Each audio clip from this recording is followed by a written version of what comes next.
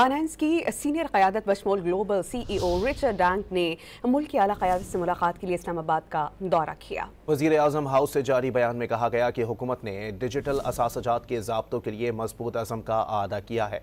वज़ीर आज़म, chief of defence forces और chief of army staff field marshal Asim Munir ने इजलास में शिरकत की।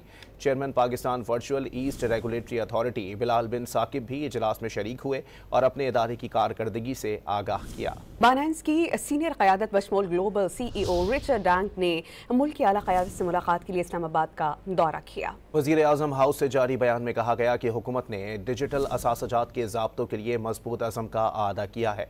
वज़ीर आज़म, चीफ ऑफ डिफेंस फोर्सेस और chief of army staff field marshal Asim Munir ने इजलास में शिरकत की।